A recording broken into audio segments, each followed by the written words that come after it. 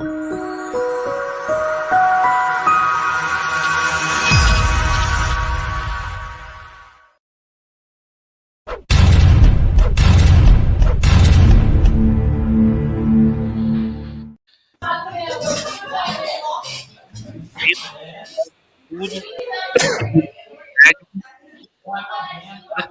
Hoje, estudando, pelo que eu lembro, a gente parou nesse item 133. Né? Queria agradecer ao Cláudio, ao Arthur, ao Rui. Então, Rui, nos fale um pouco mais desse capítulo. Pois não, vamos fazer a leitura, cumprimentando a todos, pedindo a Deus que nos conceda a inspiração dos bons espíritos. Sigamos no nosso curso, no nosso estudo em conjunto do Livro dos Médiuns, Guia dos Médiuns e dos Evocadores. Item 133. Natureza das comunicações. Dissemos que todo efeito que revela na sua causalidade um ato, ainda que insignificantíssimo, de livre vontade, atesta por essa circunstância a existência de uma causa inteligente. Assim, um simples movimento de mesa que responda ao nosso pensamento ou manifeste caráter intencional pode ser considerado uma manifestação inteligente. Se a isso houvesse de ficar circunscrito o resultado, só muito secundário interesse nos despertaria. Contudo, já seria alguma coisa o dar-nos a prova de que, em tais fenômenos, há mais do que uma ação puramente material. Nula ou, pelo menos, muito restrita seria a utilidade prática que daí decorreria. O caso, porém, muda inteiramente de figura quando essa inteligência ganha um desenvolvimento tal que permite regular e contínua troca de ideias. Já não há, então, simples manifestações inteligentes, mas verdadeiras comunicações. Os meios de que hoje dispomos permitem que as obtenhamos tão extensas, tão explícitas e tão rápidas como as que mantemos com os homens. Quem estiver bem compenetrado, segundo a escala espírita, vide o Livro dos Espíritos, questão 100, da variedade infinita que apresentam os espíritos sob o duplo aspecto da inteligência e da moralidade, facilmente se convencerá de que há de haver diferença entre as suas comunicações, que estas hão de refletir a elevação ou a baixeza de suas ideias, o saber e a ignorância deles, seus vícios e suas virtudes, que, numa palavra, elas não se hão de assemelhar mais do que as dos homens, desde os selvagens até o mais ilustrado europeu. Em 4 categorias principais se pode grupar os matizes que apresentam. Segundo os seus caracteres mais acentuados, elas se dividem em grosseiras, frívolas, sérias e instrutivas. Queridos amigos, numa resenha de abertura, me parece que o grande salto de qualidade que Kardec nos lega para uma abordagem racional, metódica das comunicações, seja essa premissa da falibilidade do conteúdo que transmitam os espíritos, segundo o seu grau de relativa ignorância ou sabedoria, confrontando um dogma ou uma ideia mística que preponderava entre nós há algum tempo e para alguns ainda hoje, de infalibilidade, de que desencarnar é se tornar sábio, seja qual for a circunstância. Os amigos concordam com isso? É um salto de qualidade? Sem dúvida, porque nós sabemos muito bem que a comunicação com os espíritos é algo que já acompanha a humanidade desde o início, né? Só que realmente o espiritismo vem trazer uma nova ótica em relação ao fenômeno e principalmente à identidade dos espíritos. Porque, como bem ressaltou o Rui, no passado se tinha a tendência de encará-los como semideuses, ou até mesmo deuses, como a gente encontra na mitologia, possivelmente havia lá algum tipo de contato mediúnico com certas entidades que passaram então a ser encaradas como divindades, né? Então, o Espiritismo vem trazer luzes em relação a isso, classificando os espíritos pelo grau de evolução e que esse grau de evolução certamente vai se consubstanciar na qualidade das comunicações. Então, espíritos que são inferiores, possivelmente, vão nos trazer comunicações grosseiras, frívolas, né? Ou então cheias de heresias científicas ou narrativas exóticas, enquanto os mais instruídos vão nos trazer mensagens sérias, instrutivas, onde nós iremos ver suas ideias cristalinamente em concordância com a moral, com a ciência, enfim. Então, realmente é um salto de qualidade que o Espiritismo vem empregar no que tange a nossa ideia, né, acerca do mundo dos espíritos e a capacidade de cada um deles de nos trazer instruções sérias ou não. E muito bem falado pelo Rui e o Arthur, e lembrando essa escala espírita, né, que menciona aí a partir da questão 100 do Livro dos Espíritos, né? Por isso que essa variedade de comunicações grosseiras, frívolas, sérias e instrutivas, né? Porque os espíritos são de diferentes categorias, diferentes ordens, né? As três ordens principais: terceira, espírito imperfeito; a segunda, bons espíritos; a primeira, espírito puro, né? E subdividido em classes, né? Então, não é porque o espírito desencarnou que ele se torna perfeito, né?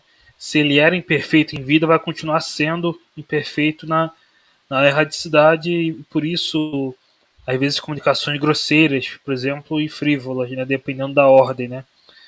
Tem os espíritos levianos para as frívolas, as grosseiras podem vir daqueles mais malevolentes, né? Então tem diferentes categorias, mesmo na terceira ordem, né? E devemos adicionar aquilo que de conhecimento complementar resulta dos critérios classificatórios que Kardec, mais tarde, do ponto de vista da elaboração desse texto, do Livro dos Médiuns, nos fornece em Evangelho segundo o Espiritismo e o Céu e o Inferno, a Justiça Divina segundo o Espiritismo, quanto a um certo perfil moral dos espíritos, que os coloca, quando imperfeitos, ora como endurecidos, sofredores, penitentes, em condição mediana ou felizes, para que possamos melhor avaliar também, segundo suas intenções e suas predisposições emocionais. Mas, sem dúvida nenhuma, como os amigos bem ressaltaram no texto, o Eric, por último, a escala espírita é a bússola, né, para essa análise, e ela está lá na questão 100 de O Livro dos Espíritos. Mas vamos ver, então, esse critério que Kardec nos oferece nas linhas a seguir. Grosseiras, comunicações frívolas, sérias e instrutivas. Vamos lá, 134, comunicações grosseiras. Comunicações grosseiras são as concebidas em termos que chocam o decoro. Só podem provir de espíritos de baixa estofa, ainda cobertos de todas as impurezas da matéria, e em nada diferem das que provenham de homens viciosos e grosseiros. repugnam a quem quer que não seja inteiramente baldo de toda a delicadeza de sentimentos, pela razão de que, acordemente com o caráter dos espíritos, elas serão triviais, ignóbeis, obscenas, insolentes, arrogantes, malévolas e mesmo ímpias. Então não é difícil, não é, meus amigos, o reconhecimento desse tipo de comunicação. Realmente, Rui, isso é importante, né? Porque esses espíritos, a princípio, né, em tese, não representam nenhum perigo maior, porque eles logo se apresentam verdadeiramente como são. Isso nós estamos comparando com os espíritos que se fazem passar muitas vezes por espíritos de certo grau evolutivo e maneiram, né, nos modos. Então, aí já fica mais difícil, porque ele está ali tentando se fazer passar por alguém ou por um espírito de alta evolução, enquanto não é. Já esses se apresentam como verdadeiramente são, então já fica realmente mais fácil de identificá-los, e aí, obviamente que dificilmente se vai aceitar o que eles dizem, né? E se vai, inclusive, procurar amenizar isso daí, procurar conversar com eles para que eles tentem modificar essa característica de alguma forma. Não é algo, obviamente, que ocorra de uma hora para outra, mas que são conduzidos a uma reunião mediúnica, existe ali um propósito e o espírito superior possivelmente vem ali uma oportunidade de nós intervirmos dentro das nossas limitações, das nossas possibilidades, em favor daquele espírito que está ali, de qualquer forma, é um espírito sofredor que está ali se apresentando, mesmo com essas expressões de arrogância, de obscenidade, de malevolência, entre outras coisas. Eu acho que essas são as mais fáceis, né, de identificar, porque realmente são essas que chocam, né, o decoro, a urbanidade, né. Então são as mais fáceis, as grosseiras, de identificar logo que o espírito ele é inferior, né.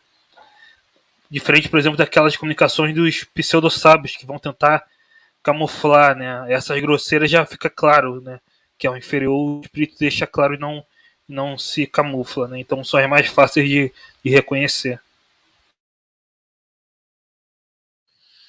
Achei muito interessante o comentário do Arthur no tocante à abordagem e à atenção que se deva dispensar às fontes de tais comunicações grosseiras. Realmente, como nós em Kardec aliamos o propósito do nosso estudo com a prática da caridade, não é de se condenar e fechar ouvidos a qualquer tipo de comunicação, desde que elas sejam grosseiras. Né? Há diálogo que se pode estabelecer, desde que saibamos ter a sensibilidade, o tato pedagógico, que pode fazer uma conversão, né? Abrir uma margem para que o espírito possa progredir por meio de pensamentos que o levem a reconsiderar sua conduta. Isso é muito importante de destacarmos para evitar uma suposição de que os médiuns devem ser censurados, né, e recusar qualquer comunicação que abrange um estilo assim, né, uma característica de grosseria. Vamos às comunicações frívolas, então?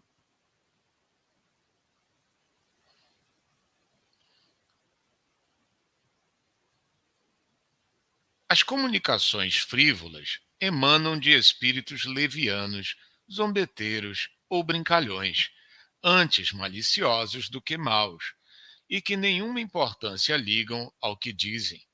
Como nada de indecoroso encerram, essas comunicações agradam a certas pessoas que com elas se divertem, porque encontram prazer nas confabulações fúteis, em que muito se fala para nada dizer.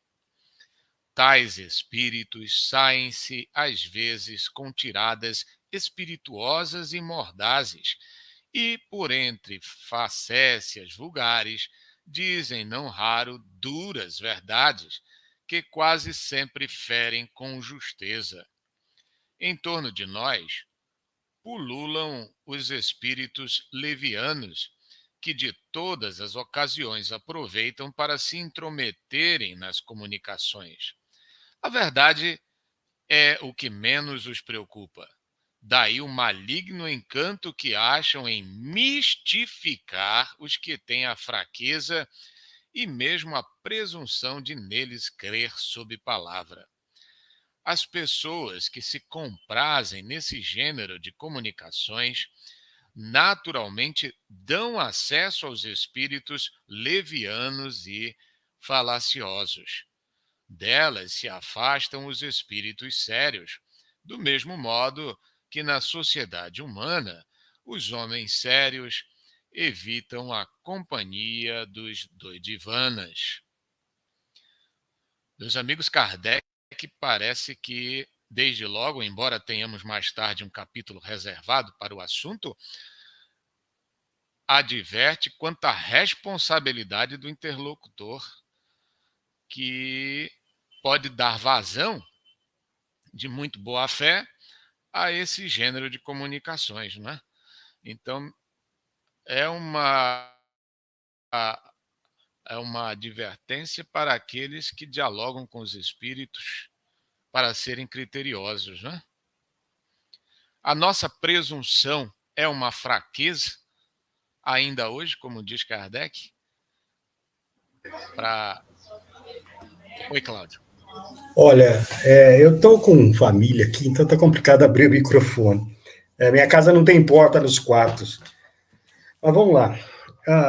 Eu ia esperar até o final aí, mas a apresentação desse capítulo aí é interessante. A gente tem hoje um divisor de águas, que é a gente ter participado do movimento e quando saímos do movimento para Kardec. Eu fui o chamado doutrinador do movimento, né, da federativo, aí, em que você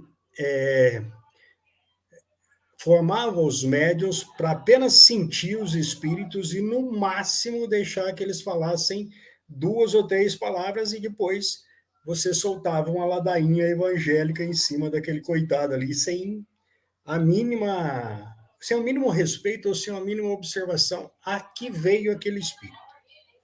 Então, essa classificação de Kardec aí é interessantíssima, é absolutamente necessário esse conhecimento para lidar com os espíritos, mas os interlocutores, ou aquele que conversa com o espírito, qual que não foi a nossa surpresa, depois de alguns anos mantendo esse padrão de você evangelizar o espírito, ao invés de conhecer a história do espírito, começando realmente a compulsar Kardec por conta própria, fora do movimento, a gente começou a perguntar as coisas para o espírito. Quem é você? Por que está aqui? O que está acontecendo? Aí nós tivemos 2 surpresas. Nós vimos que os médiuns não estavam preparados para isso, porque os médiuns já se assustavam, porque o médium também ouvia lá no fundo a pergunta. Uma pergunta que estava fora do roteiro no qual ele foi formado.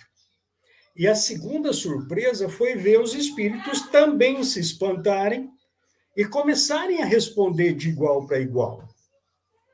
Aí sim a gente começou a ver o que é que realmente a doutrina ensina, a dialogar com os espíritos. Não me importa, a classificação é absolutamente necessária para que o grupo saiba com o que está lidando e até que ponto pode dar vazão àquilo ou dar razão àquilo.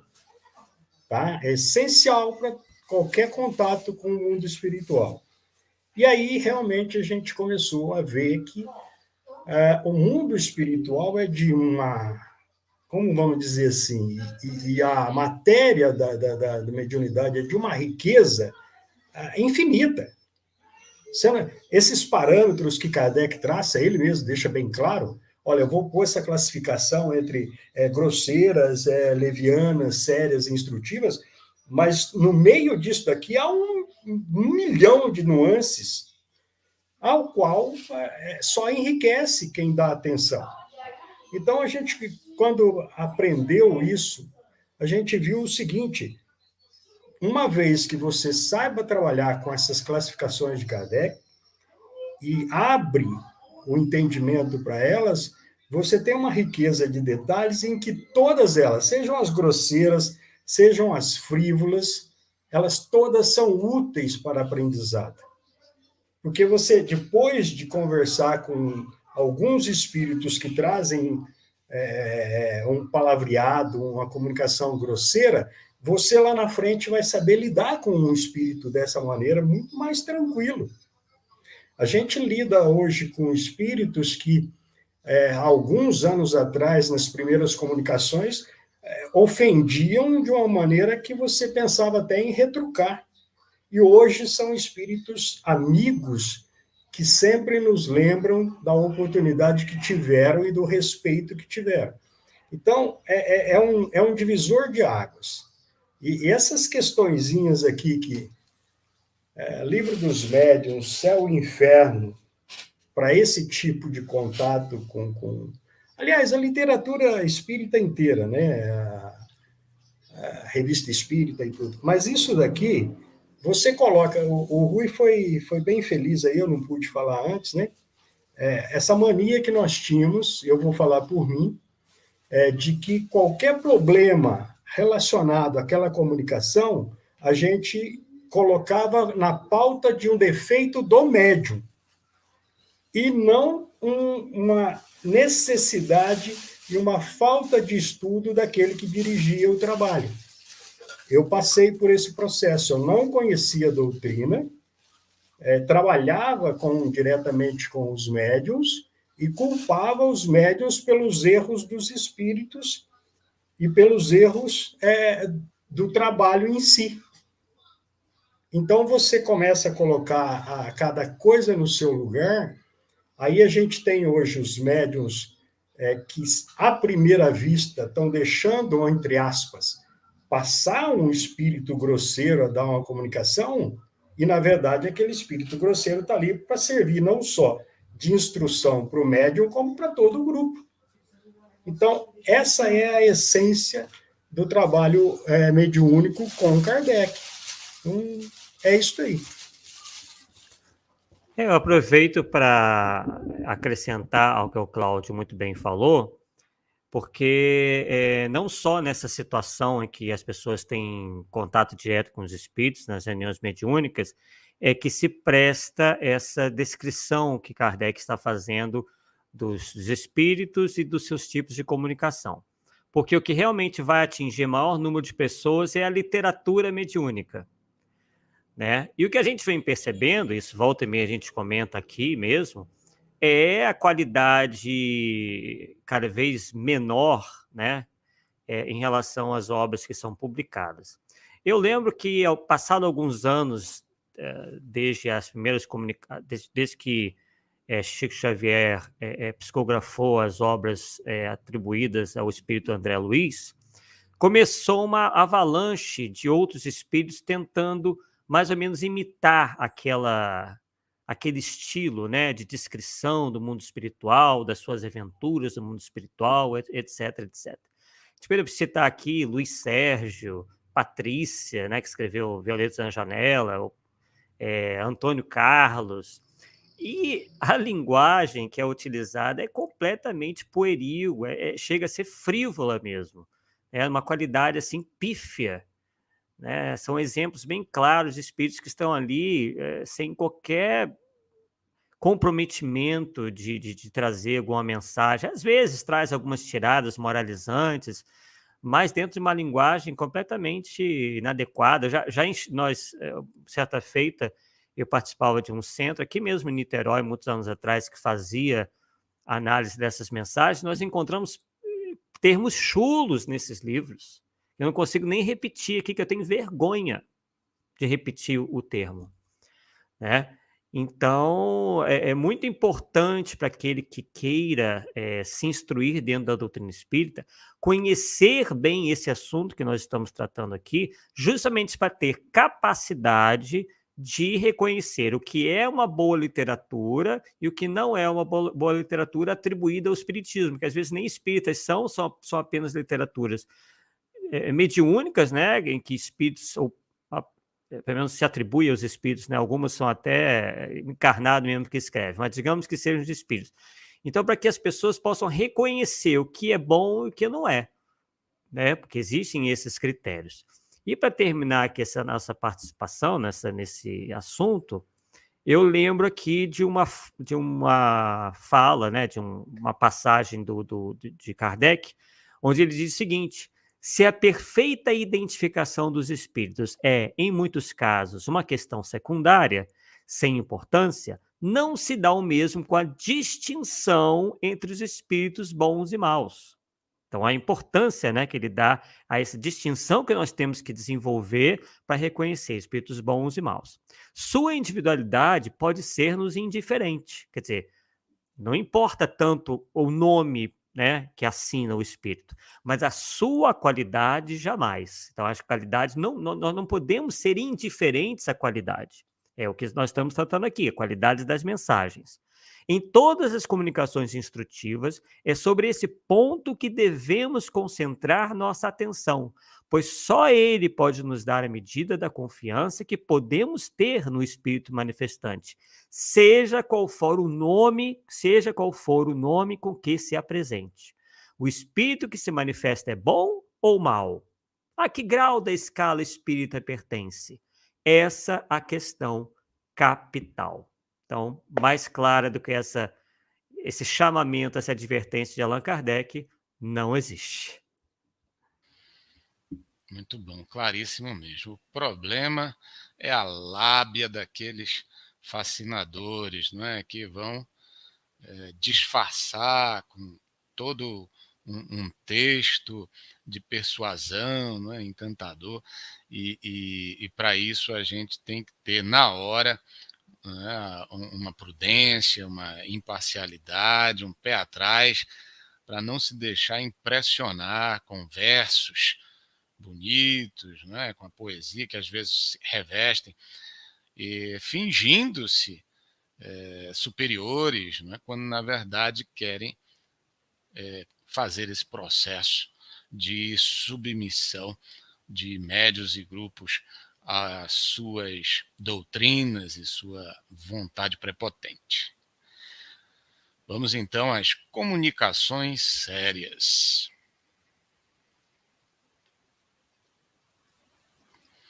As comunicações sérias são poderosas quanto ao assunto e elevadas quanto à forma. Toda comunicação que, isenta de frivolidade e de grosseria, objetiva um fim útil, ainda que de caráter particular, é, por esse simples fato, uma comunicação séria. Nem todos os espíritos sérios são igualmente esclarecidos. Repito, nem todos os espíritos sérios são igualmente esclarecidos. Há muita coisa que eles ignoram e sobre que podem enganar-se de boa fé. Por isso é que os espíritos verdadeiramente superiores nos recomendam de contínuo que submetamos todas as comunicações ao crivo da razão e da mais rigorosa lógica. No tocante às comunicações sérias, cumpre se distingam as verdadeiras das falsas, o que nem sempre é fácil, porquanto exatamente à sombra da elevação da linguagem é que certos espíritos presunçosos ou pseudo-sábios procuram conseguir a prevalência das mais falsas ideias e dos mais absurdos sistemas. E, para melhor acreditados se fazerem e maior importância ostentarem, não escrupulizam de se adornarem com os mais respeitáveis nomes e até com os mais venerados.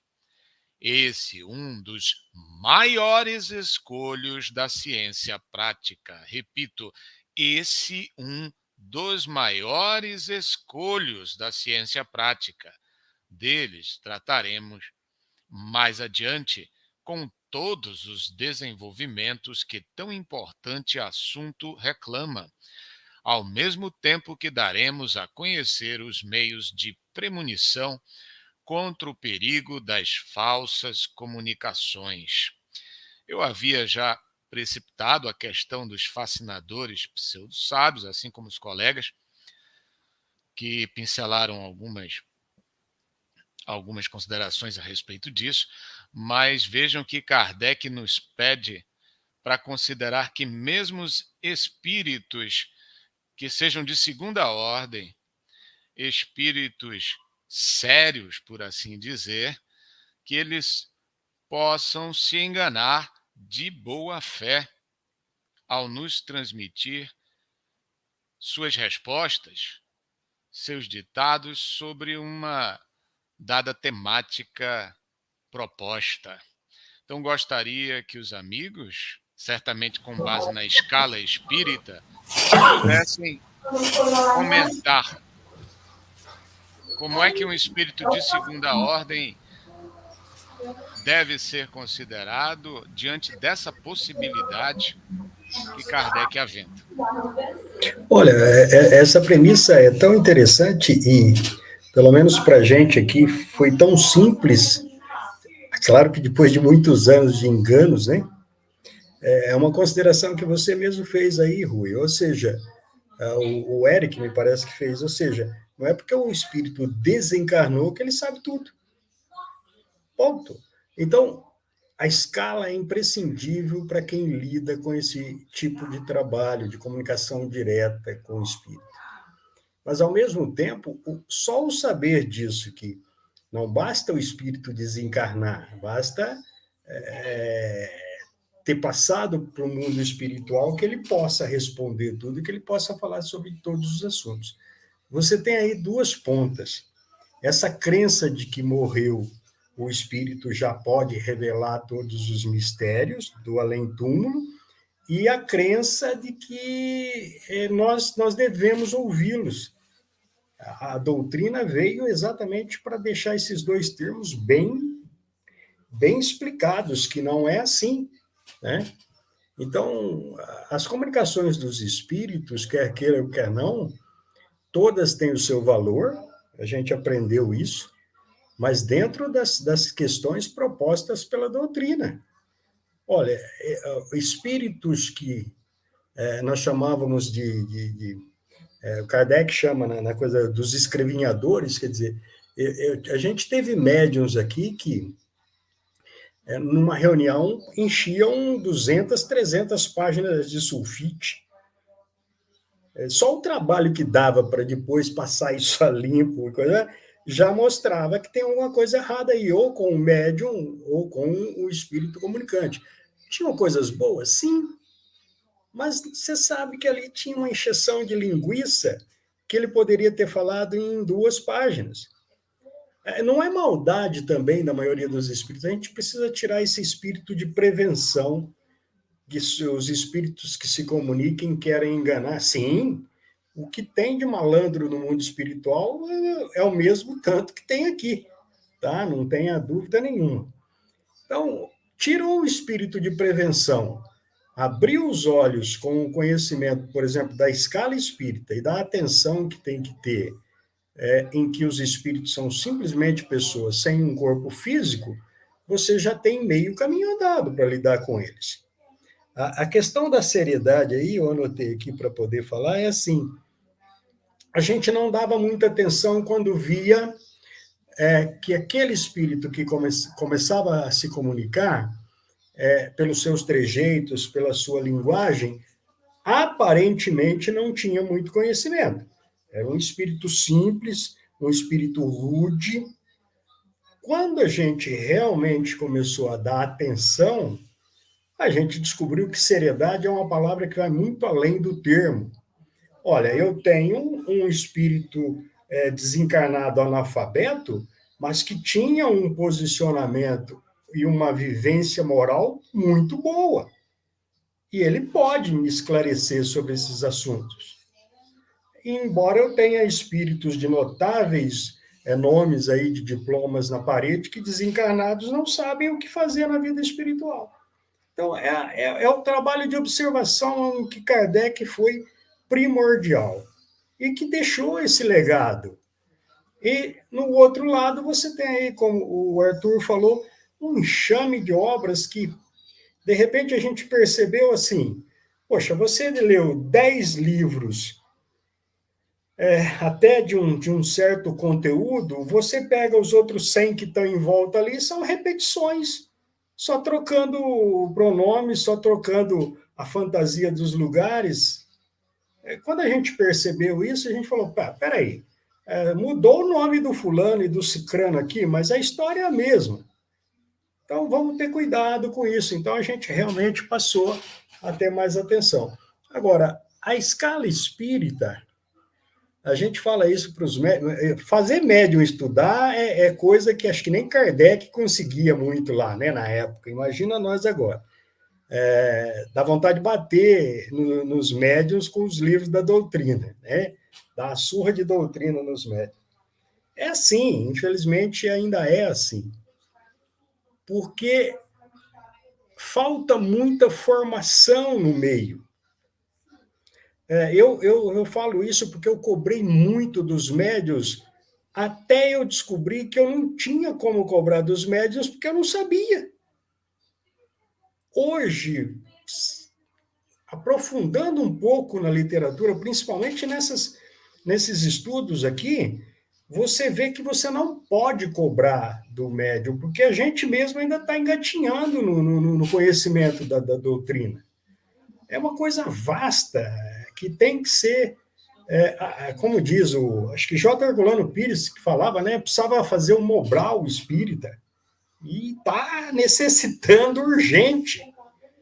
Porque você vê dirigente, você vê presidente, você vê médium, você vê palestrantes muito bons de lábia. Conhecem, às vezes, página tal do livro tal, assunto tal do livro tal, mas você não vê ali realmente conhecimento prático.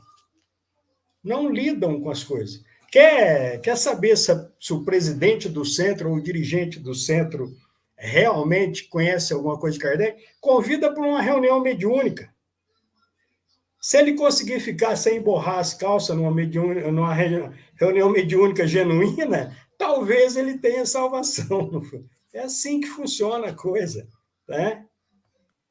Agora, Cláudio, me permita uma intervenção para enfatizarmos sempre, né, tirando o lado do humor, a importância que adquire a comunicação mediúnica, porque às vezes, quando se objeta essa demanda, não é, essa necessidade de formação, esses mesmos dirigentes podem eventualmente dizer assim, mas o importante é o esforço de progresso moral e a prática da caridade.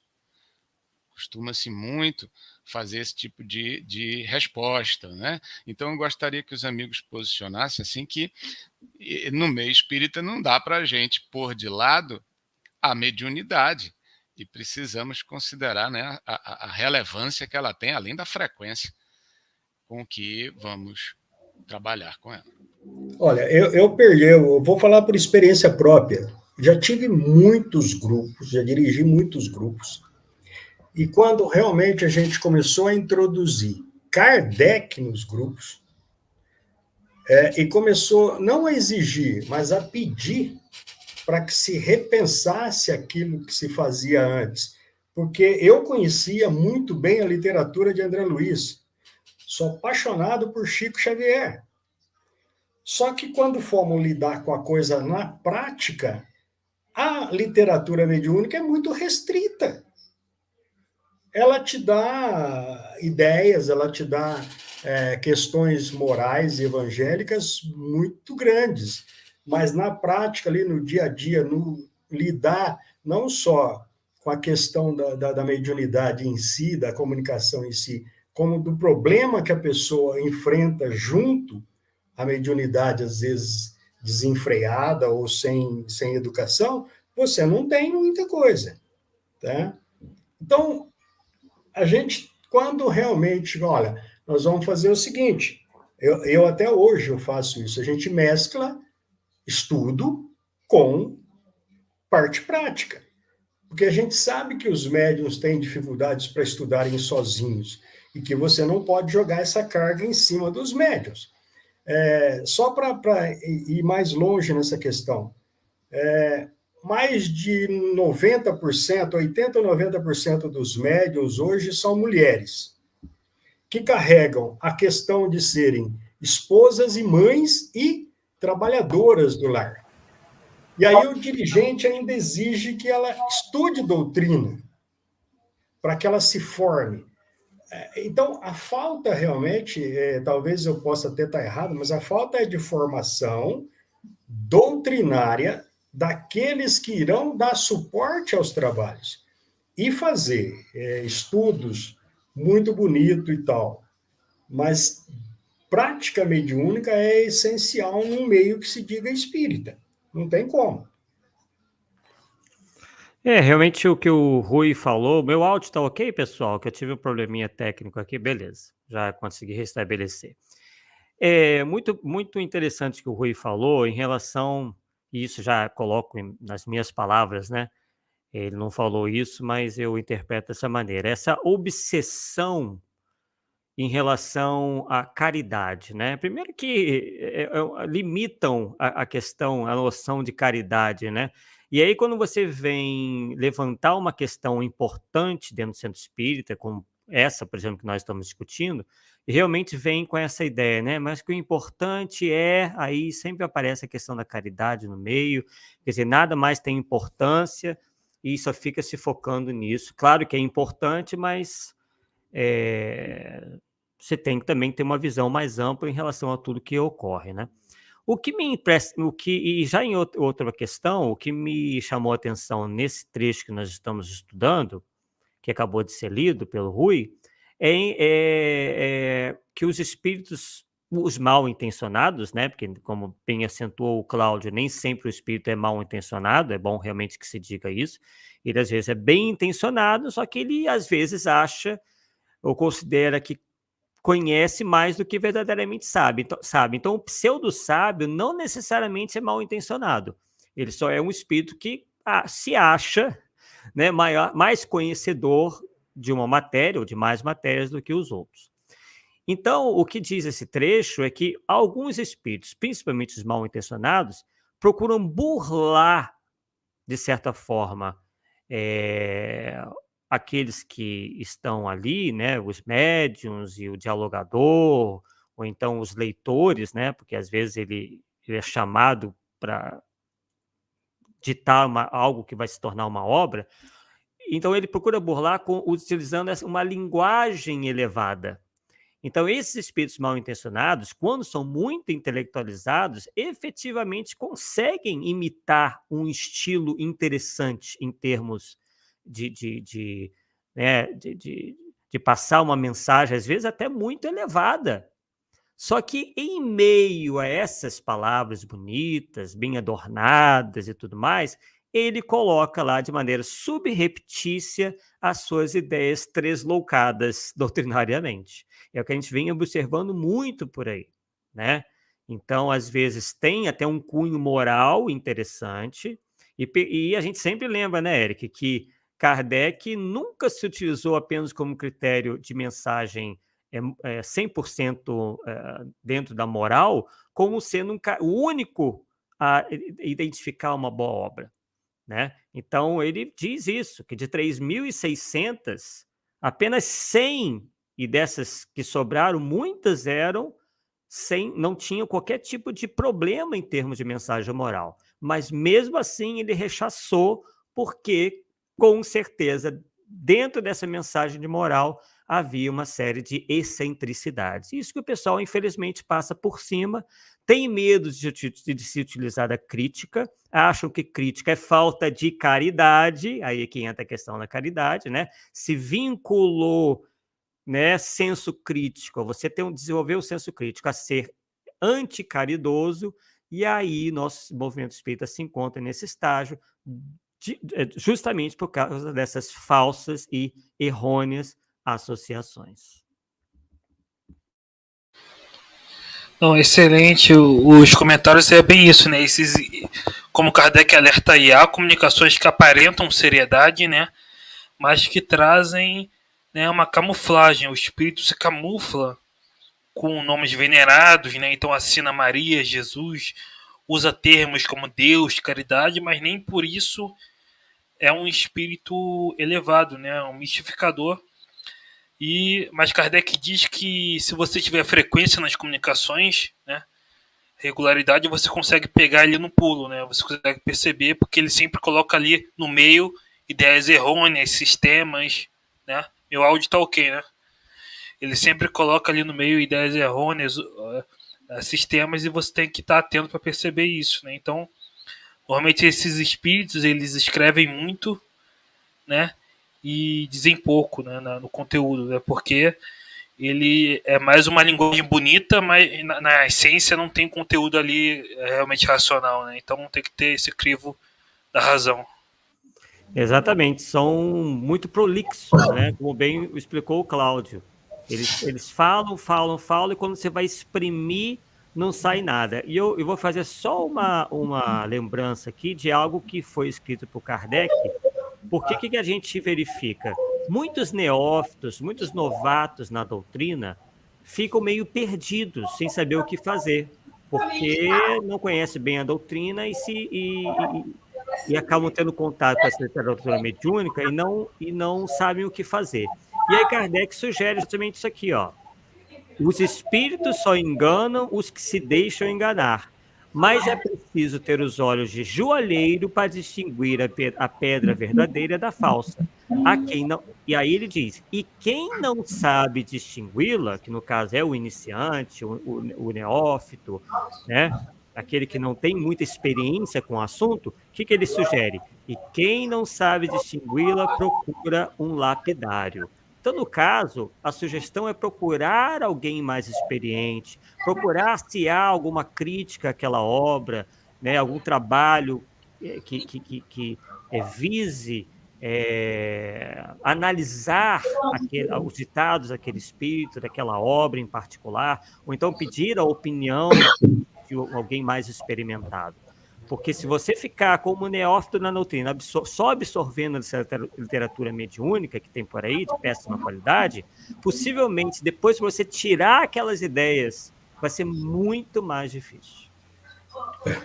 E só acrescentando aí, é preciso, às vezes a gente coloca muito o lado do espírito, né, que engana, que tenta burlar o grupo e tal. A coisa é como o Arthur disse aí, e Kardec deixou bem claro aí, você precisa ver o que esse grupo está pedindo dos espíritos. Porque tem grupos que se reúnem e querem fazer grandes obras, querem receber grandes mensagens. Nós, ao longo desses últimos anos aí, eu não vou comentar aqui, porque é um assunto até que me chateia, de vez em quando pessoas nos procuram e passam obras, mensagens assinadas por Fenelon, mensagens assinadas até por Allan Kardec, que você, bastou passar os olhos ali, você sabe que, poxa, então precisa ter muito cuidado. Mensagens com o nome do Chico, então, já nem se fala mais, né? Porque é absurdo as coisas. Você vê ali na primeira leitura que tem absurdos ali e a pessoa está ali em cima e tal. Então depende do que o grupo também procura. Porque você vai encontrar. Se você procurar, você vai encontrar, né? A gente passou por alguns perengues com médiuns que às vezes nos traziam cadernos com ditados, e se você pedisse para reler aquilo ali com outros olhos, a pessoa te vira as costas. Não, mas é o espírito tal, o fulano de tal, que quer escrever um livro. Literatura mediúnica para histórias, acho que já está tão esgotada que o médium que se propõe a isso tem que estar muito inocente na coisa. Está tão esgotado o assunto que quase que não tem mais o que se falar. Tá? Então, simplesmente algumas observações simples, e é o que o Arthur falou aí, procurar. A gente até, numa época aí, que começou a receber algumas comunicações que até hoje a gente ainda não tem, não conseguimos encontrar na literatura de Kardec, não conseguimos encontrar na literatura nem espiritualista ali. O que você põe? Põe de lado. Isso tem que ser posto de lado, não tem relevância nenhuma. Se amanhã ou depois a gente encontrar algum paralelo aí, a gente vai repensar o assunto. E a gente lida com médiums cuja instrução é essa, as mesmas de Kardec. Muito cuidado com essas coisas aí. A gente tem coisas aí guardadas há 10, 15 anos. Como não deu prosseguimento, a gente sabe que talvez aquilo ali foi realmente para tentar enganar o grupo. É simples a coisa.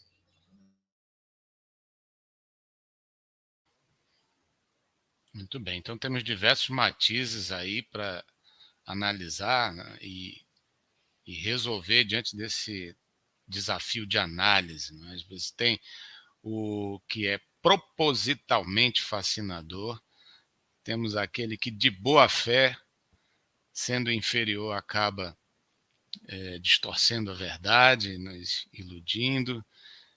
Enfim, nós temos aquele que é benevolente, aquele que tem um elevado senso moral, mas que não possui grandes conhecimentos e não devemos explorá-los nesse outro sentido. Então, são facetas que precisam ser devidamente consideradas pelo estudioso para, na prática, fazer valer toda a classificação que possibilita a seleção, agora sim, das comunicações instrutivas. São aquelas que mais nos interessam do ponto de vista do autoconhecimento, do ponto de vista da filosofia e ciência espíritas. Vejamos então o texto na sequência. Instrutivas são as comunicações sérias cujo principal objeto consiste num ensinamento qualquer dado pelos espíritos sobre as ciências, a moral, a filosofia, etc. São mais ou menos profundas, conforme o grau de elevação e de desmaterialização do espírito. Para se retirarem frutos reais dessas comunicações, preciso é que elas sejam regulares e continuadas com perseverança. Os espíritos sérios se ligam aos que desejam instruir-se e lhes secundam os esforços, deixando aos espíritos levianos a tarefa de divertirem os que em tais manifestações só veem passageira distração. Unicamente pela regularidade e frequência daquelas comunicações se pode apreciar o valor moral e intelectual dos espíritos que as dão e a confiança que eles merecem. Se, para julgar os homens, se necessita de experiência, muito mais ainda é esta necessária para se julgarem os espíritos. Meus amigos, o quão rica é essa passagem, não é mesmo?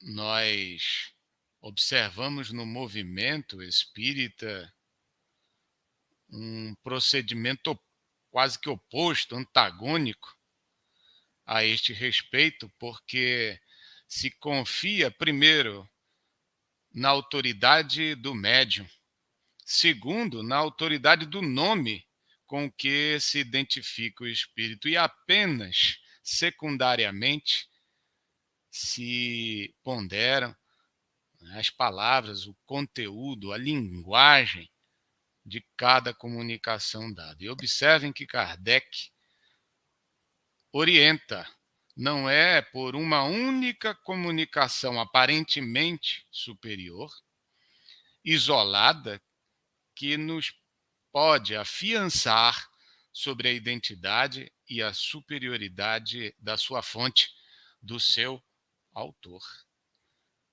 É isso.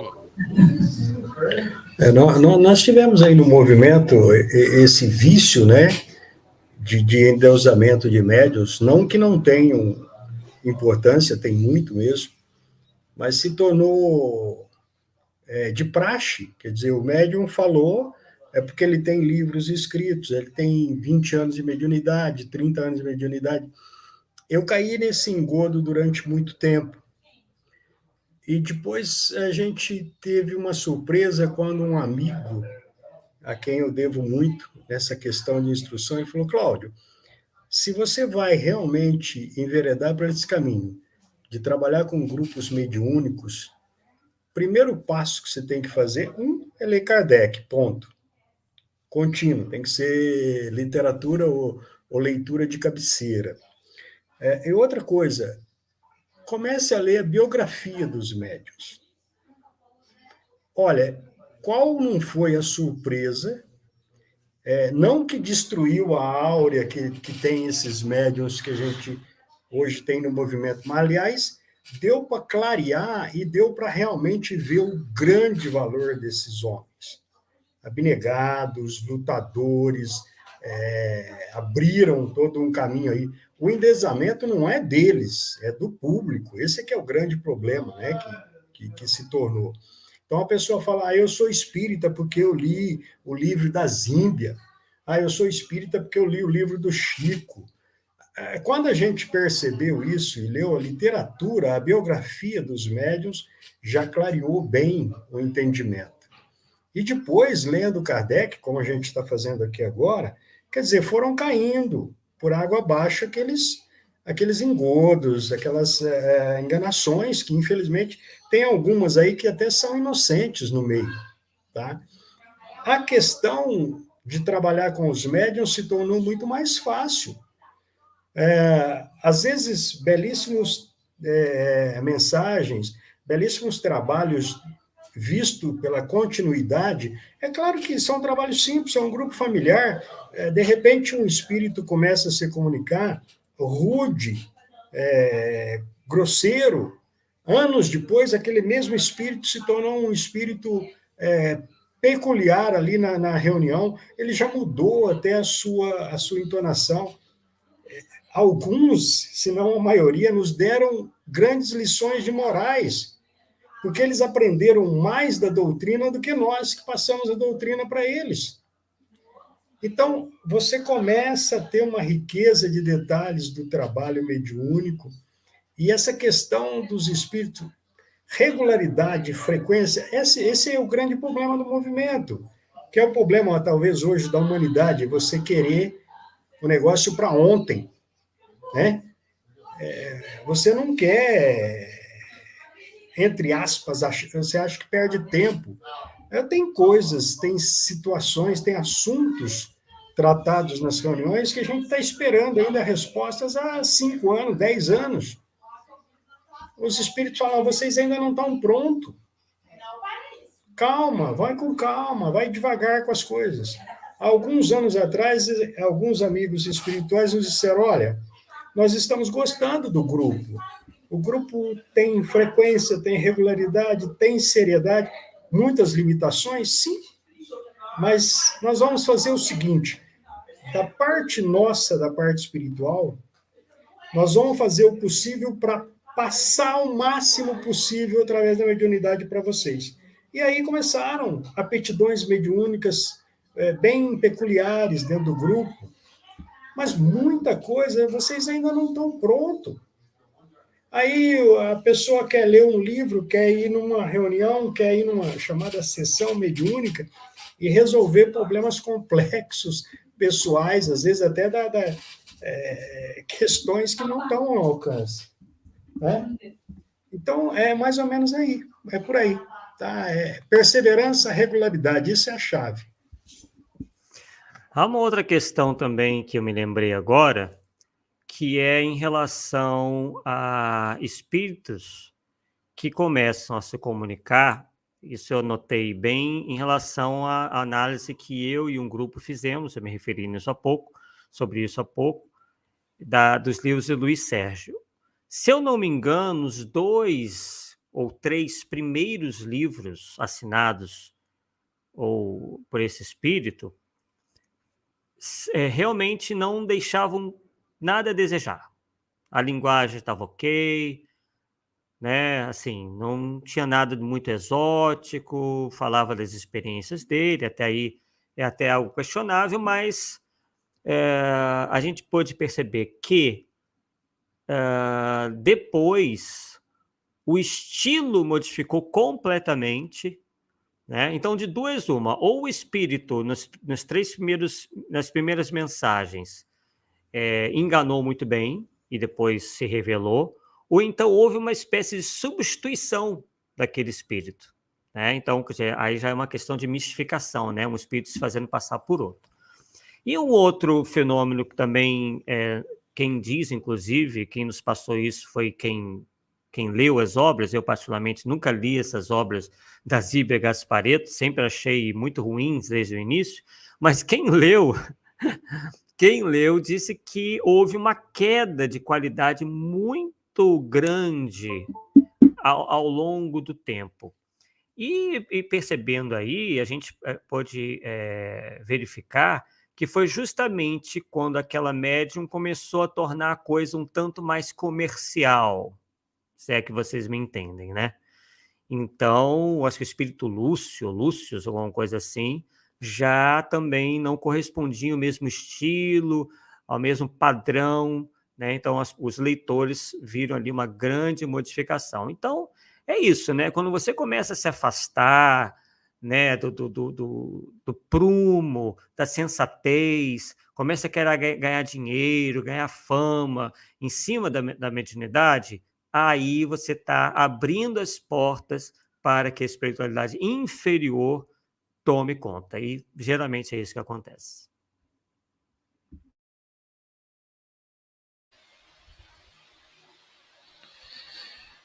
Exato, eu queria frisar essa frase, né, que falou que por último, né, se para julgar os homens se necessita da experiência, muito mais ainda com os espíritos, né? Então você precisa de regularidade, várias evocações, né, tempo para realmente julgar aquele espírito, né? Porque ele pode, nas primeiras comunicações, como foi dado exemplo, dar boas comunicações, mas depois se trair, né? Aí você percebe que é um mistificador, né? E não dá para se basear apenas na autoridade do médium ou do nome, né? Porque não há médiums perfeitos na Terra realmente. E a assinatura não quer dizer que seja aquele espírito realmente, né? Preciso todo um crivo racional, né? A Ana, ela perguntou aqui se sobre assuntos da atualidade que não foram contemplados na obra de Kardec, exemplo, congelamento de embriões humanos, não se pode confiar em nenhuma comunicação extrusiva recebida após Kardec. Sim, você tem grupos familiares e particulares hoje em dia que recebem comunicações, né, boas e através de evocação e passam pelo crivo da razão, né, não quer dizer que o espiritismo prático terminou com Kardec, né, mas tem que passar pelo crivo kardeciano para aceitar ou não a comunicação, né, seja de qual for o autor, o nome, a assinatura, né? Ô, Eric, só para complementar aí, como a gente trabalha com grupos familiares, não é tão fácil assim, a Ana Cristina Lima, né? Não termina com Kardec. A parte prática da doutrina, Kardec deixou aberto ao infinito. O grande problema é não se observar os critérios. Eu já li muitos livretos aí sobre congelamento de embriões, mas são opiniões de alguns espíritos e opiniões de alguns que se dizem espíritas. Então, não tem um trabalho realmente competente de comparação de mensagens, de unificação de mensagens. O CUI é uma coisa que foi absolutamente esquecida do movimento. Mas sim, pode-se fazer essas perguntas. Algumas questões, o grande problema é o seguinte: pequenos grupos e sérios não estão afeitos a escrever tratados, a escrever livros, etc. e tal. Estão fazendo ali o chamado trabalho de formiguinha, que esse é o trabalho da espiritualidade atualmente. Tá? E essas questões, lembrando que essas questões ainda são questões em aberto até para a própria ciência humana. Então, você pedir resposta para essas questões hoje para espíritos contemporâneos é pedir para ser enganado. Os espíritos, no máximo, vão dar opiniões deles, né? Até algumas opiniões abalizadas, porque você pode evocar espíritos de cientistas. A grande dificuldade é se esse espírito de cientista acredita que ele pode se comunicar. Ele não acreditava em vida, como é que ele vai acreditar depois de morto? Então, tem toda as questões aí mínimas, tá? Mas não está fechado, não, Ana. Pode-se realmente fazer. A dificuldade é fazer um trabalho sério dentro do movimento deturpado que a gente tem hoje. Muito bem. Então, as comunicações persistem. O que se deixou desprezado é o método. Então, aqui estamos investindo neste estudo do Livro dos Médiuns para divulgarmos, para incentivarmos que todos que evoquem, que tenham o seu grupo, que mesmo desejam analisar criteriosamente as psicografias das prateleiras, das livrarias, das bibliotecas, para fazer, como o Eric sempre lembra, com Cosme Massi, catar feijão, isto seja criteriosamente realizado de acordo com um procedimento de análise que neste livro se contém, e que resolveu desprezar o argumento de que tem que publicar tudo quanto digam os espíritos, sem resenha, sem análise comparativa, e é isso que prejudica.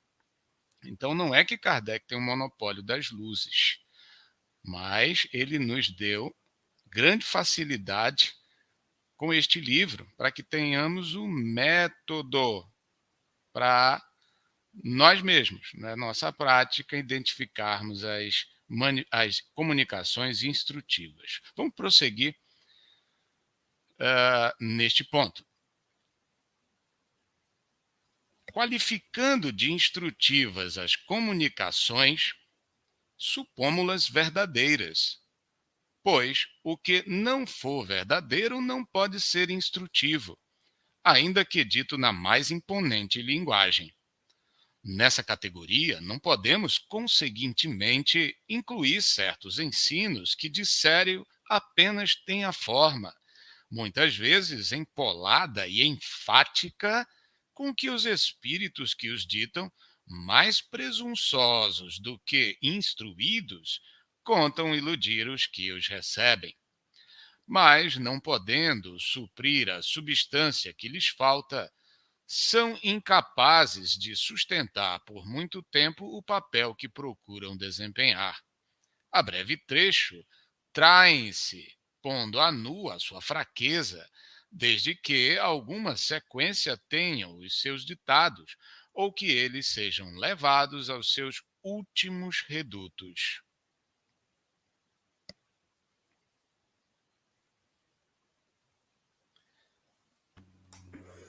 Eu tenho uma experiência, né, que todos vocês aqui conhecem, que foi justamente da análise dos ditados do espírito Ramatiz, que hoje até consideramos que há uma grande possibilidade de não ter sido escrito por entidade espiritual nenhuma, e sim pelo médium em si, né? Mas digamos que tenha sido o espírito mesmo. Então, ele fez uma série de previsões, né? E isso foi o que efetivamente fez com que a gente tivesse aí a certeza de que realmente se tratava de um espírito de um grau de evolução muito menor do que ele se apresentava, né? Outra coisa que também pôs a nu a sua sabedoria, a sua pseudo-sabedoria, foi justamente a descrição que ele fez do planeta Marte, descrição física, né? E isso muitos anos de nós temos a possibilidade de vislumbrarmos as paisagens de Marte, né? Isso foi lá pelos anos de 1950. E ele, inclusive, prevê que dali a alguns anos a astrofísica, a astronomia, ia confirmar todos os seus ditados e tudo mais, porque ele vinha daquele planeta, e aí descreve os marcianos, descrevem todas as paisagens daquele planeta, dizendo que tem mar, que tem rio, que tem vegetação, aquela coisa toda, e que quando os telescópios estivessem mais desenvolvidos, os cientistas iriam confirmar tudo aquilo que ele dizia, né? E aí o tempo passou, né, e demonstrou que aquele espírito realmente ditava falsidades, né? Ditava coisas que ele não tinha qualquer conhecimento, porque, por se tratar de um espírito inferior, ele não tinha qualquer acesso a visitar Marte, a saber alguma coisa sobre Marte, né? E também, como espírito inferior, ele não tinha como fazer qualquer tipo de previsão, qualquer tipo de. Não tinha qualquer conhecimento sobre o futuro, algo que só é acessível a espíritos de um grau de evolução muito grande, né? Então é assim que a gente faz, acompanhar e analisar e ficar atento ao que os espíritos nos dizem e aguardar que se confirmem ou não. Neste caso, não se confirmou, então ficou patente ali qual era a intenção do espírito, que era de dominar, de causar confusão no meio espírita. Inclusive, alguns chegaram a dizer que as suas mensagens sobrepujavam as da codificação, que Kardec estava superado, que agora nós tínhamos as avançadas instruções do mestre Ramatiz e aquela coisa toda, e o tempo foi aí o melhor juiz de tudo, né? Claro que muitos de imediato, como foi Herculano Pires, se levantaram contra esse tipo de mensagem, né, o cunho dessas mensagens, e, né, infelizmente, ele não esteve obviamente ele pôde observar do mundo espiritual que Herculano Pires, ele estava certo, né? Porque desencarnou em 79, só depois é que houve realmente a confirmação de que aquele espírito tinha errado em todas as suas previsões e suas descrições de outros planetas.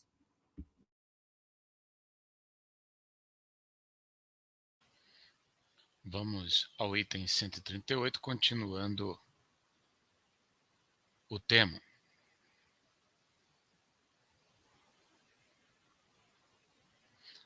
São variadíssimos os meios de comunicação. Atuando sobre os nossos órgãos e sobre todos os nossos sentidos, podem os espíritos manifestar-se à nossa visão por meio das aparições, ao nosso tato por impressões tangíveis, visíveis ou ocultas, à audição pelos ruídos, ao olfato por meio de odores sem causa conhecida. Este último modo de manifestação, se bem muito real, é incontestavelmente o mais incerto, pelas múltiplas causas que podem induzir em erro. Daí o nos não demorarmos em tratar dele. O que devemos examinar com cuidado são os diversos meios de se obterem comunicações, isto é, uma permuta regular e continuada de pensamentos. Esses meios são as pancadas, a palavra e a escrita. Estudá-los-emos em capítulos especiais. Muito bem, amigos. Então, nós temos essa classificação dos meios de comunicação e o que considerar a esse respeito, tendo em vista uma preferência na atualidade, quase que limitadora, da expansão de faculdades mediúnicas no tocante à psicofonia, quer dizer, a que os médiuns se expressem usando a voz. É uma redução dessas possibilidades faladas por Kardec, é uma evolução, como se diz, um progresso. Olha, a gente tem uma experiência própria aqui. Hoje a gente trabalha com alguns médiums que nós chamamos de fonia, né? De palavra aí. Mas a questão da observação, as nuances são infinitas. Com o tempo, a gente foi montando os grupos como um pequeno grupo familiar, mas mesmo assim, quando a gente tem condições boas, a gente trabalha aqui com 4, 5, às vezes 6 médiuns atuantes, a gente foi convencionando, foi tratando devagar que a maioria dos médiuns percebesse pela educação, pela educação própria, que quando um médium tivesse se comunicando, ou seja, falando, e ele tivesse sentindo ou percebendo algo no seu campo mediúnico, vamos dizer assim, ele escrevesse. Então, é interessante que você pode ter, às vezes, 2, 3 médiuns escrevendo ao mesmo tempo, você lê aquilo e vai respondendo naturalmente aos espíritos que estão questionando alguma coisa. Isso não impede que outros tipos não sei se é um avanço, acredito que é natural de cada época. Hoje, realmente, você encontra muitos médiuns capazes de atuar pela fonia, pela palavra, embora a gente tenha notado também infinitas nuances. Eu tenho médiuns com quem a gente trabalhou, trabalha ainda, que eles estão praticamente vendo o espírito ali, e o espírito está ali ditando. Então, o médium não está envolvido, entre aspas, para que o espírito possa falar, ele está transmitindo. Atualmente, nós estamos com 2, 3 médiuns que a parte espiritual está fazendo alguns experimentos, ou seja, mostram uma paisagem ou um objeto, mostram como se fosse uma tela para o médium, alguma questão visual, e o médium tem que raciocinar até que ele encontre significado para aquilo. Tá? Nós estamos achando interessante isso, porque a gente sabe que a maioria das comunicações, os espíritos nos dizem que são visuais, não são pela palavra na parte espiritual. Então você tem todas umas nuances. As pancadas, eu acho que hoje não teria nem necessidade mais disso. Hoje um espírito que possa se dizer o mais rudimentar ou o menos instrutivo possível sabe, ou será orientado a como se comunicar com os médiuns de hoje.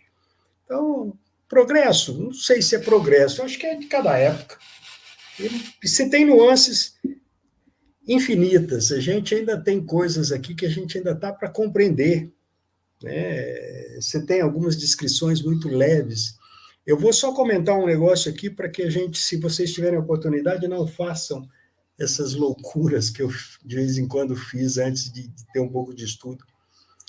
Eu conheci uma médium de uma idade muito avançada que começou a participar de um grupo de estudos, e a gente tinha na mesa, geralmente ficava ali um copo d'água, porque você fala muito durante os estudos, né? E essa médium, toda vez que eu ia beber a água, ela dava um grito, corria e tirava o copo da minha mão, que ela disse que tinha um anjinho dentro da... E eu ficava maluco com aquilo. Tá? Não, tem um anjinho aí dentro do copo, eu estou vendo um anjinho aí dentro do copo. E eu confesso que eu cometi muitos erros, na época ainda não estar estudando ativamente Kardec. Algumas vezes, quando ela fazia isso, e bem expressiva, eu estou bebendo um anjinho. Olha a loucura que a gente chega quando a gente é ignorante. Resultado, depois de algum tempo, eu encontrei uma pequena mensagem na Revista Espírita, não me lembro o ano agora, em que Kardec começou a estudar alguns médiuns que viam imagens no copo d'água. E ele não pôde prosseguir depois. Poxa, eu falei, bom, deve ter alguma coisa aí. Eu fui conhecer a família da médium, a vida da médium, ela já era de uma idade bem avançada, já desencarnada. E o que eu fui ficar sabendo? Essa médium, há muitos anos atrás, ela trabalhava como parteira na cidade. E era muito ligada à questão católica. Tanto é que, perturbada por visões, etc., etc., ela quase que não podia frequentar a igreja, porque ela falava que estava vendo anjinhos, etc. E tal. Então, você vai fazendo um paralelo, essa médium tinha aquela questão mística da igreja, de que crianças são anjos, e trabalhada como parteira, quer dizer, ali tinha um campo de estudos. Essa médium precisava, na época, de instrução, de cuidado, de atenção, e a gente sem conhecimento. Então, Kardec chegou até a comentar, tem um artigo da Revista Espírita, que ele, visões no copo d'água, um negócio assim. Então, são nuances da mediunidade que nem Kardec conheceu e nem nós. Quantas outras não haverá, né? Então, precisa estar sempre atento a essas coisas, viu? Muito atento. Isso aí. Aproveitar que nós estamos nos últimos minutos, eu separei aqui mais dois comentários de Kardec acerca desse assunto, né, que nós estamos tratando na noite de hoje. São bem curtinhas. A primeira, da Revista Espírita, de 1864, em maio. Ele diz o seguinte: a força do espiritismo não reside na opinião de um homem ou de um espírito. Está na universalidade do ensino dado por estes últimos. O controle universal, como o sufrágio universal, resolverá no futuro todas as questões litigiosas. Fundará a unidade da doutrina muito melhor que um concílio de homens. Né? Então, muito a ver com o que a gente falou hoje. E a segunda, ainda mais a ver, na Revista Espírita, setembro de 1858, quando ele diz o seguinte: regra geral, 2 pontos. Todo espírito que liga mais importância à forma do que ao fundo, isso foi tratado, né, hoje, é inferior e não merece nenhuma confiança, ainda mesmo se, de tempo em tempo, disser algumas coisas boas, porque essas coisas boas podem ser um meio de sedução. Então, a gente vê aí claramente a posição de Kardec, né, e o quanto ele é severo na análise das mensagens, na análise da identificação do espírito em relação se ele é bom ou mal, dizendo, né, afirmando para a gente que essa é uma questão capital. Né? Então, muitos, infelizmente, por não atentar para essas coisas, acabam embarcando aí em ideias estapafúrdias, antidoutrinárias, cultuam espíritos que não deveriam ser cultuados, não deveriam ser acreditados, né, colocando-os, às vezes, acima, né, da opinião geral dos espíritos nas obras fundamentais. E é por isso, né, de certa forma, que o nosso movimento está aí. Isso é uma questão histórica que, inclusive, nós já tratamos, né, recentemente, inclusive aqui no canal mesmo do Eric, quando falamos da história do movimento espírita, como que ele, o movimento espírita se desenvolveu aqui no Brasil, foi de uma maneira completamente equivocada que nós sentimos os efeitos, infelizmente, até hoje. E a gente percebe, por outro lado, né, não que a gente, isso parece até que nós somos pessimistas, mas por outro lado, a gente vem notando que vem crescendo, né, justamente esse trabalho de conscientização, de se voltar às bases, de reavaliar isso tudo que vem acontecendo no movimento espírita, para que a gente volte a percorrer os trilhos como eles devem ser percorridos.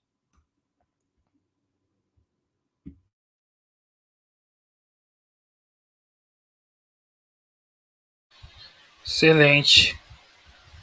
Então, tem aqui algumas questões. Ah, foi mencionado, né, sobre a questão da descrição de outros mundos, e a Ana pergunta: e sobre Júpiter? Kardec tinha convicção de realmente ser um orbe mais evoluído que a Terra, ou era apenas uma hipótese, opinião pessoal de um espírito? Né? Tem no livro dos médiuns, no capítulo das perguntas que se podem fazer aos espíritos, uma colocação de que essas descrições de outro mundo são hipotéticas, né? Que você não pode levar, principalmente descrições materiais, né? Você não pode levar como certeza, né? Então, tem algumas descrições de outros mundos em Kardec na revista, mas é a título de hipótese, né? Que Kardec coloca normalmente. Até tem um desenho na casa de Mozart, Júpiter, na revista, mas ele está colocando como algo hipotético, não afirmando, né, com certeza. Lembrando que essas inscrições são de todos os tempos, não são só de Kardec, né? Mas vejam bem, todas elas baseadas em opinião relacionada ao tipo de vida que nós temos aqui na Terra. E hoje a ciência está tão evoluída nessa parte que se sabe que esse tipo de vida é impossível, até nesses mundos mais próximos aí. Então, essas descrições realmente estão mais na questão hipotética e às vezes até alegórica do seu tempo, né? Tá? E Kardec nunca aferiu realmente nenhuma dessas.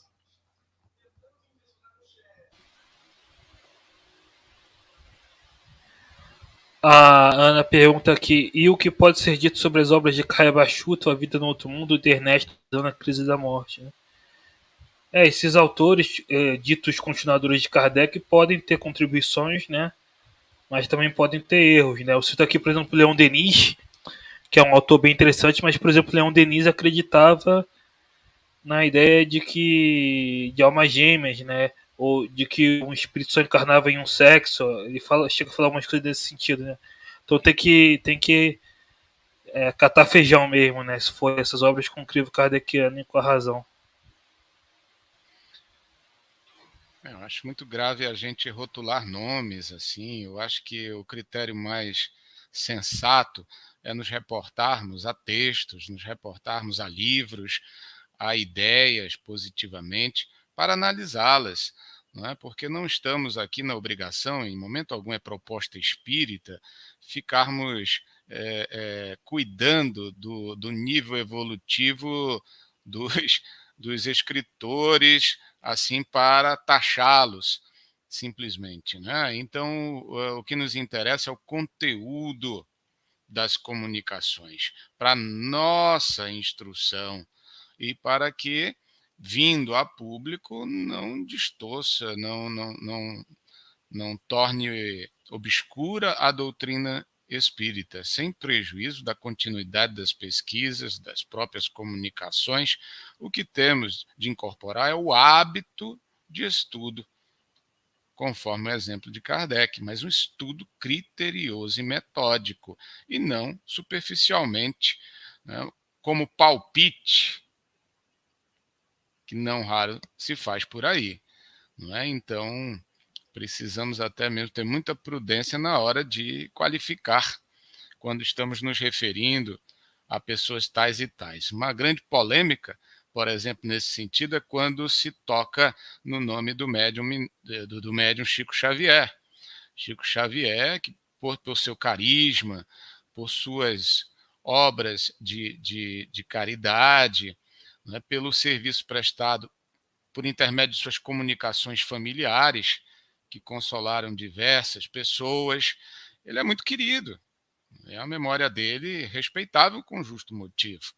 Então não nos interessa aqui de forma alguma difamar, nos referindo à pessoa do médium.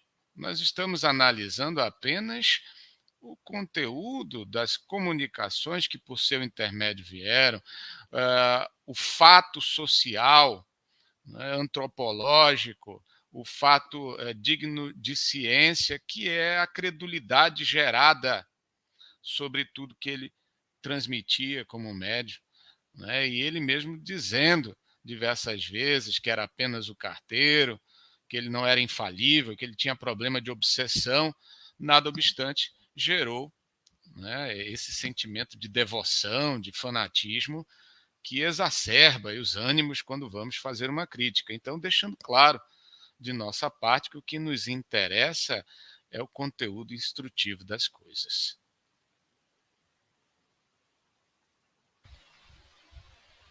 Exato, o importante é o conteúdo, não o nome ou o autor, né? Isso. Então, pessoal, queria agradecer a todos. Aqui é o Evaldo, ao Tadeu Saboia aí, nosso amigo. Então, excelente. Então, pessoal, queria agradecer ao Arthur, ao Cláudio, ao Rui. Né? Vocês têm mais uma colocação? Então é isso. Até a próxima, pessoal.